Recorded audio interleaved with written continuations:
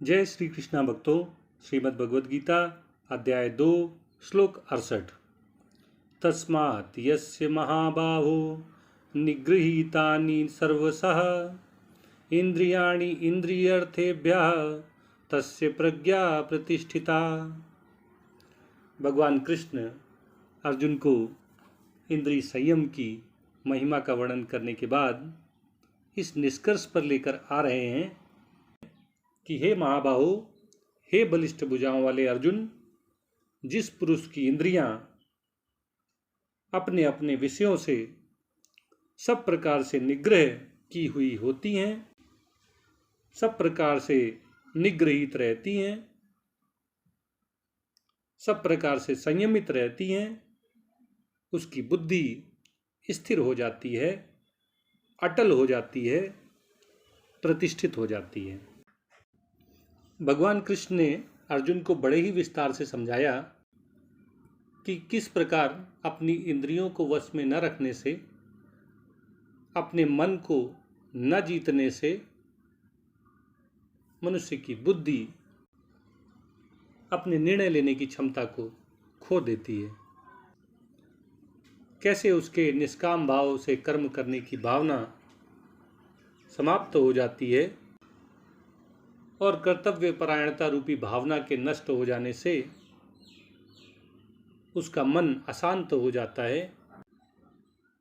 और ऐसा अशांत पुरुष सुख नहीं प्राप्त करता है।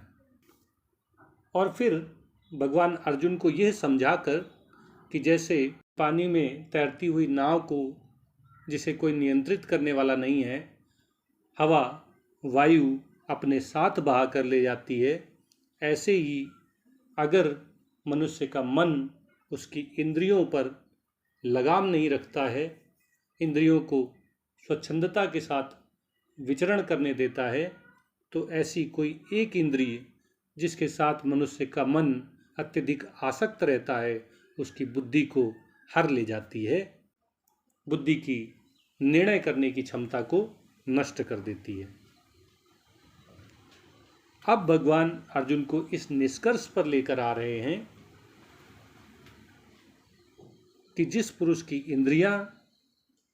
अपने अपने इंद्रिय विषयों से, जिसकी आंख रूप के प्रति आसक्त नहीं है, जिसकी नाक गंध के प्रति आसक्त नहीं है,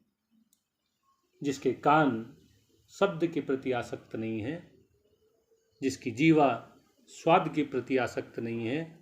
और जिसकी त्वचा स्पर्श के प्रति आसक्त नहीं है, ऐसे मनुष्य की बुद्धि स्थिर हो जाती है। जो व्यक्ति अपनी इंद्रियों को सब प्रकार से संयमित रखता है,